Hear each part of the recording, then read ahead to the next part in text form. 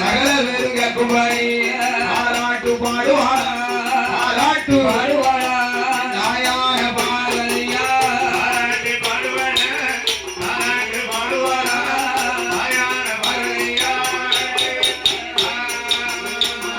ஏ தாராட்டு பாட்டை கேட்டு தங்க மகன் தூங்குவாரா அம்மாவோட பாட்டை கேட்டு மகன் தூங்குவாரா மாயாண்டி சுடலையே மாய சக்தி பாரதியா உருட்டி வளர்த்தாளே மல்லனையுருக ஏற்றி வளர்த்தாளே மல்லனையுருக மாயாண்டி சுடலையும் நாடு ஒரு வீரியும் பொழுது ஒரு வர்ணமும் வளரும் திரு சந்திரம்போ நிறையம்போ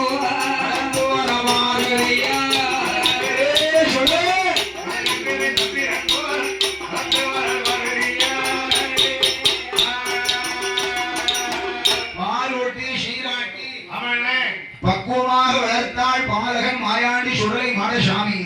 சிறப்பான முறையில் வளர்த்தாள் சிவசக்தி பார்வதி. பாலகன் மாயாண்டி சுடலையை பாரதா தேவி வளர்த்து வருகிற போது சீலப்பேரி மாயாண்டி சுடலை மாடசுவாமி அவதாரம் எடுத்து